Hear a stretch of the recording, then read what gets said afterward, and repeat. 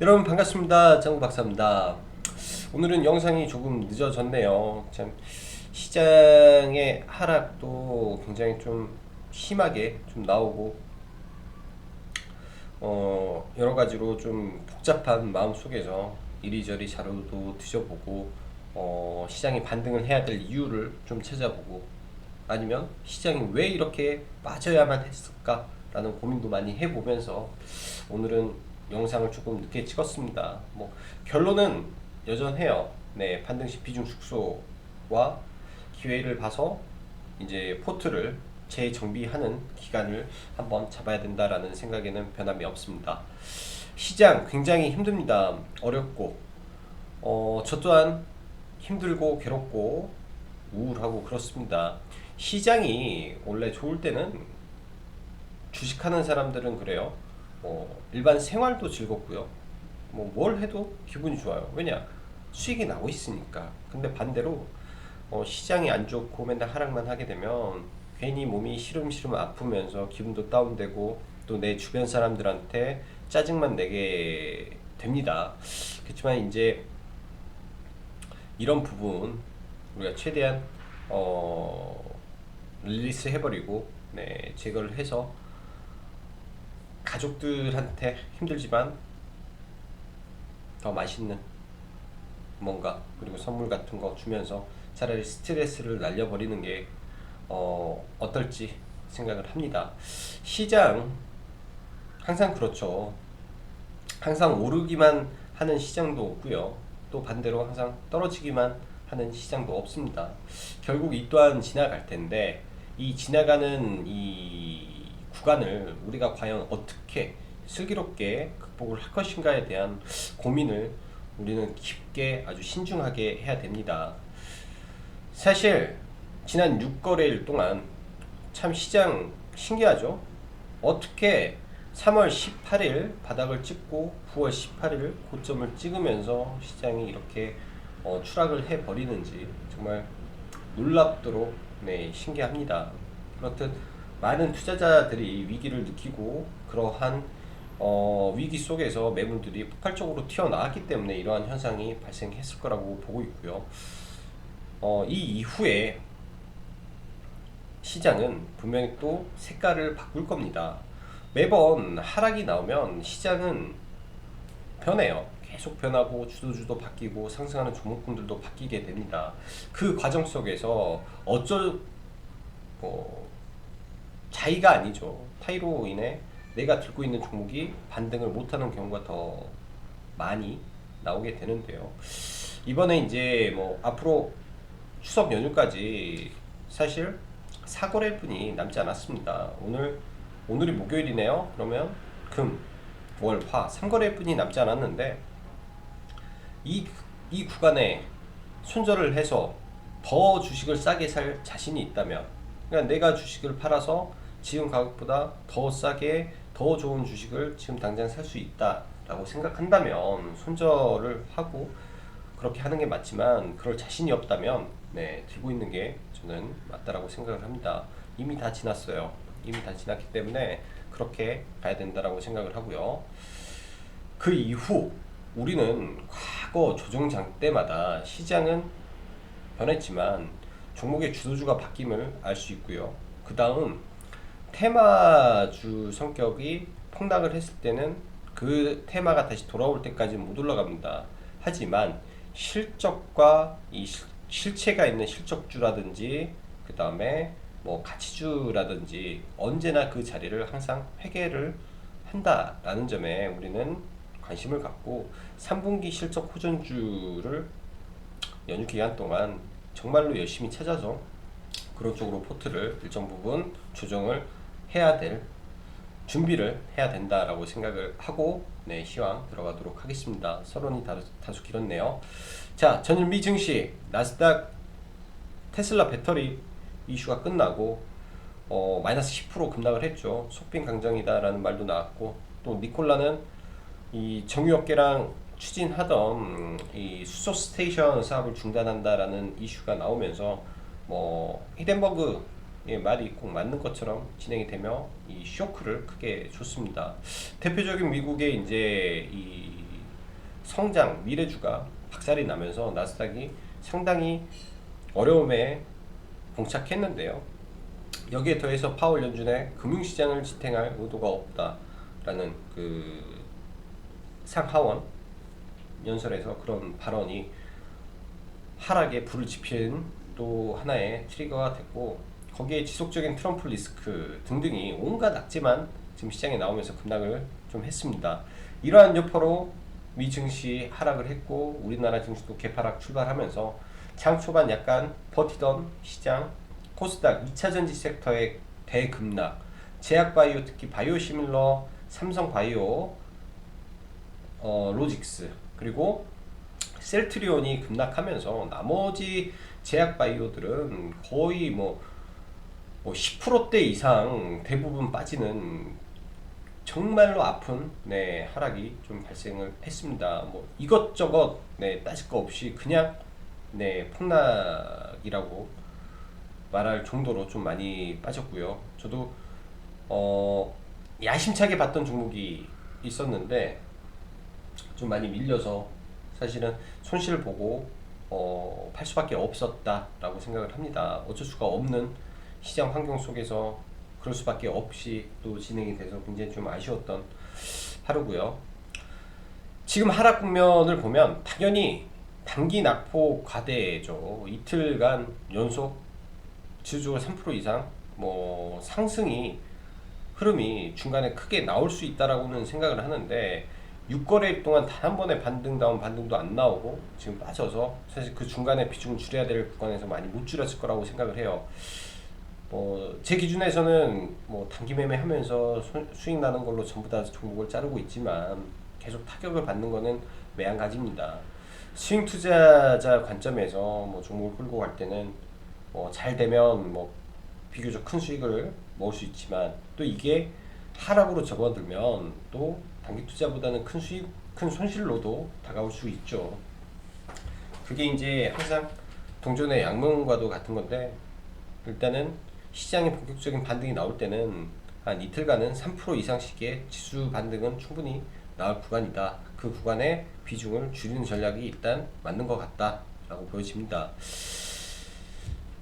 오늘 시장 보면 장 초반 이제 그런 게 있죠. 전일 상한가 같은 종목들이 장 초반에 상당히 강했습니다. 전일 상한가를 갔던 자율주행 섹터, 그리고 전일도 좋았던 정치테마 섹터, 그리고 전일에도 신규바이오, 박셀바이오가 좀 좋았죠. 이런 관련해서 루미마이크로 섹터가 굉장히 좀 시장 대비 아웃퍼폼을 했었고요.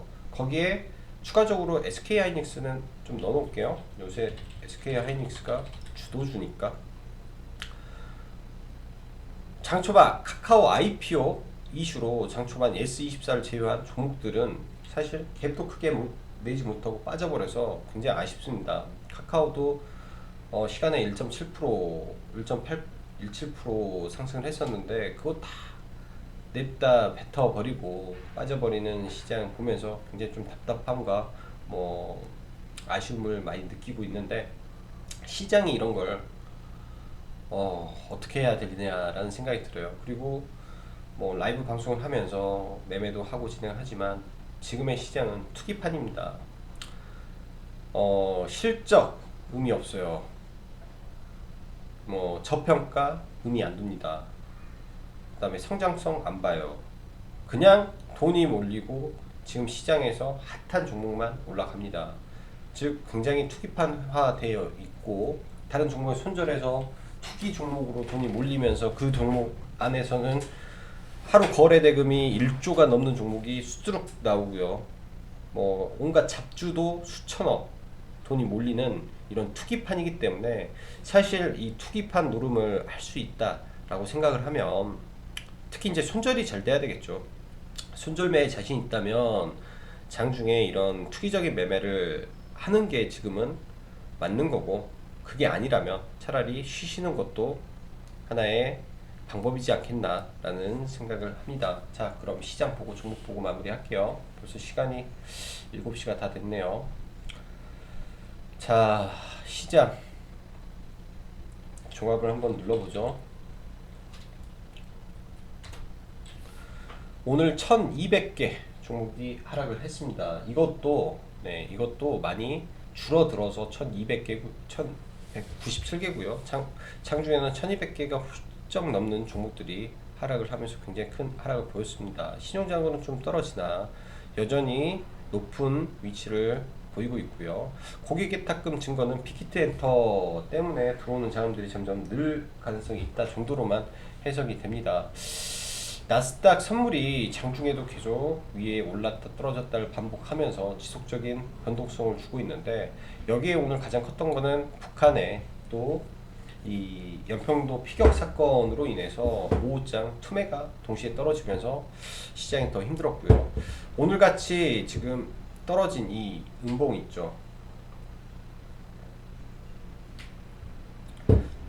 항상 시장의 가장 큰 지표가 되는 건 뭐냐, 이 하락할 때 잔비기병을 갭으로 떨어뜨리는 부분이 굉장히 부담이 된다라고 보여지고요. 이런 거를 갭으로 넘는 이런 하락이 나와야 이 국면을 벗어날 수 있지 않겠나라고 생각을 합니다. 가장 강력한 이 지지 구간을 갭으로 지금 떨어졌기 때문에 이 구간, 코스피가 이 구간과 이 구간을 넘어가기가 여간 어렵게 됐다라고 보여집니다. 굉장히 어렵게 됐어요. 코스닥도 마찬가지입니다. 강력한 지지 구간이에요. 사실 이 하락, 이때의 하락을 돌려주었던 공간에서 아이러니하게도 나름의 대형 아일랜드 갭이 하나가 발생되어 있습니다. 결국 올라갔다가 이 구간이 언젠가는 깨지게 된다면 하단까지 열릴 수도 있다라고 생각을 하고, 뭐 이렇게 안 되기를 바라야죠. 이렇게 안 되는 시장을 바라보면서 우리는 대응을 해야 될 것 같고요.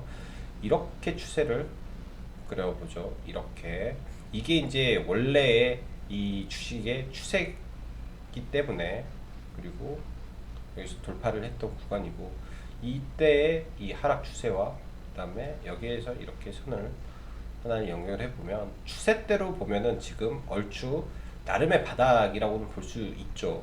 그렇지만 너무나 급격하게 올라온 증시가 부담이 되는 겁니다. 너무나 급격하게. 그리고 최근에 투매에서 이 저점을 연결한 구간에서 추세를 본다면 추세가 이탈하는 흐름이 나왔기 때문에 더더욱 시장에 주의가 필요한 구간이라고 볼 수 있을 것 같고요. 지수적으로는. 자, 종목 보겠습니다.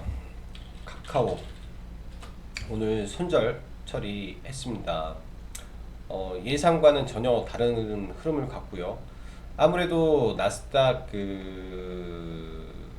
언택트 종목의 하락과 괴를 같이 한 부분도 있고, 장 초반 뭐 코스피 기준으로 거의 대부분의 종목들이 빠짐으로써 전혀 시장에서 강세의 흐름을 못 줬다라는 측면과 중요한 지지 구간을 깰 수도 있는 우려가 보여서 이거는 손절 처리를 좀 했습니다. 너무 좀 화나고 안타깝고 그러네요. 대형주에서 손절을 하는 거는 참 아닌데, 그렇죠. 그리고 삼성전자 지키고는 있지만은 여전히 뭐 조금 더 여유를 갖고 21선 아래에서 뭐 한번 보는 게 좋지 않겠나 라는 생각을 하고 있고요. SK 하이닉스 시장 대비 그래도 굉장히 양호한 모습을 보여줘서 다행이라고 생각을 합니다. 언제 수급은 돌변할지는 모르는데요. 일단 시장이 조금만 돌아서 준다면 지금의 수급이 한 번 정도는 9만원을 타치시킬 가능성이 높다라고 보여지네요. 그래서 가지고 계신 분들은 그냥 시장 보시면서 열심히 홀딩이 나을 것 같고, 국내의 이 하이닉스나 미국의 마이크론, WTC,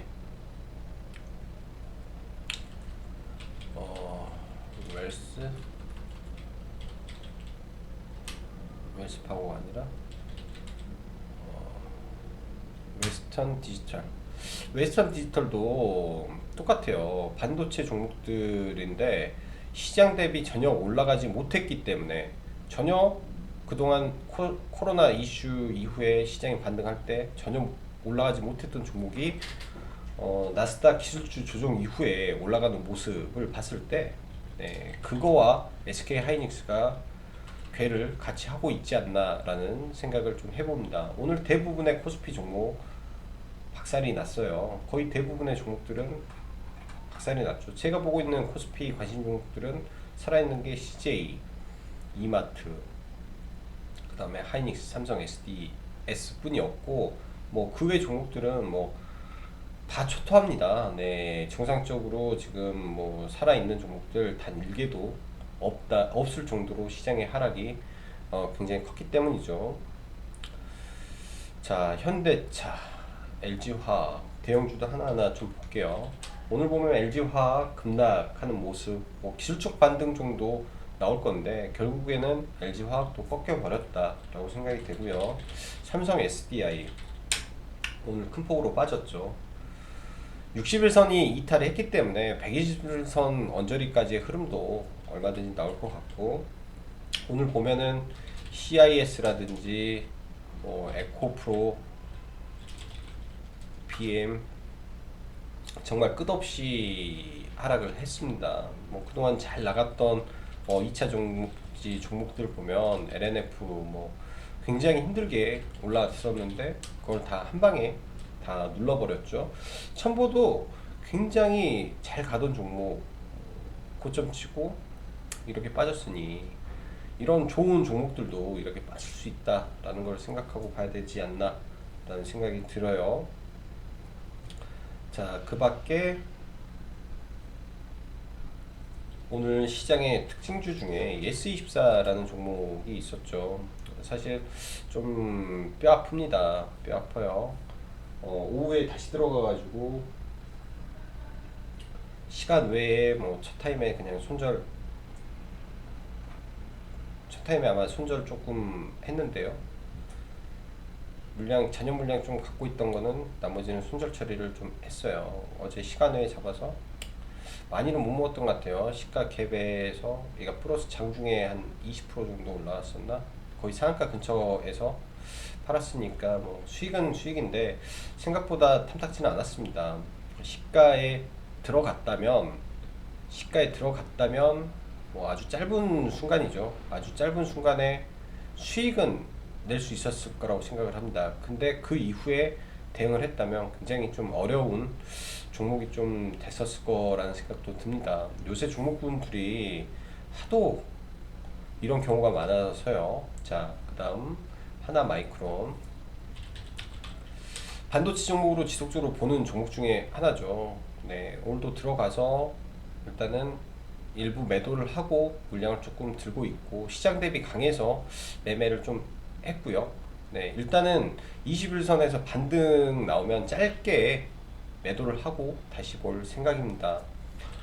원익 QNC, 원익 시리즈도 많이 빠졌죠. 근데 얘는 나중에 밀려도 실적에 대한 이 긍정적인 부분은 여전히 변함이 없습니다.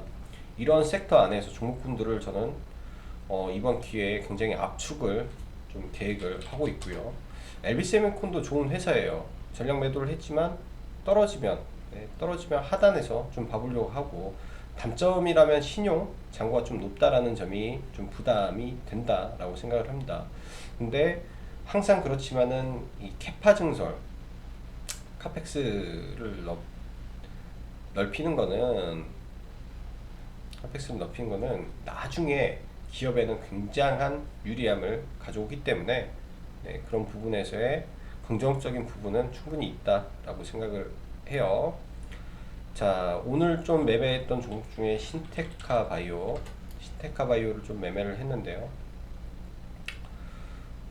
일부 손절을 하고, 그러니까 일부는 여기에서 처음에는 돌파로 들어갔다가 비중을 좀 실었기 때문에 이 비중 때문에라도 여기 이탈할 때 일부 손절을 했습니다. 손절은 이제 분할로 하기 때문에 일부 손절하고 좀 지켜봤는데 올라올 때 여기서 전량 매도를 했죠. 그럼 또이또이 정도 된 것 같아요. 약수익 정도로 오늘 끝냈다가 장 막판에 시장에서 굉장히 또 끌어올리는, 최근 말씀드렸던 것 중에 묻지마 배팅 유의 종목들을 몇 번 언급을 드렸던 것 같아요. 유바이오 로직스를 이 구간이죠. 이 구간에서 묻지마 배팅이 나오는 날들이 몇 개 있습니다. 묻지마 배팅이 나오는 날들, 이런 날이죠. 이런 날 이렇게 묻지마 배팅이 이렇게 나오는 종목들, 그리고 진원생명과 최근에 이런 종목들이 있었어요. 이렇게 묻지마 배팅이 나오는 종목들, 말 그대로 묻지마 배팅이 나와서 그런 매매를 좀 한 거지, 그 이상 그 이하도 좀 없습니다. 지금 시장 자체가 모멘텀을 두고 매매를 하기에는 너무나 답답함이 많아서 그렇게 생각을 해야 되지 않겠나라고 생각을 하고요. 신테카 바이오는 여전히 내일장도 한번 봐보려고 하고, 일단 빅텍, 스페코 이쪽을 좀 봐야 될 것 같은데요. 일단 오늘 의미 있는 거래 대금이 나왔습니다. 8,300억 나왔는데 지금의 이슈가 단기로 끝날 것 같지는 않고요. 일단은 오늘 상한가를 예상을 했는데 상한가는 사실 가지 않았습니다. 상한가는 사실 가지 않았는데 시간에는 상한가 들어갈 가능성이 높아 보였고요. 이런 구간까지 1차적으로 반등하고 지금의 이슈가 꺾일지 안 꺾일지는 좀 봐야 되겠지만, 일단 사람이 죽었다. 근데 불로 태워버렸다, 시체를. 이런 비도덕적이죠. 너무나 좀 그런 부분이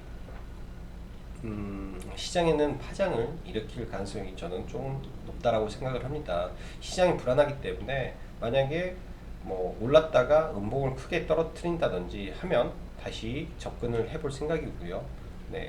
시간의 상한가에서 여기서 판 거는 또 여기서 다시 잡고, 이거는 다시 또 시간의 상한가에서 다시 팔았어요. 팔고 또 일정 물량만 계속 가지고 갑니다.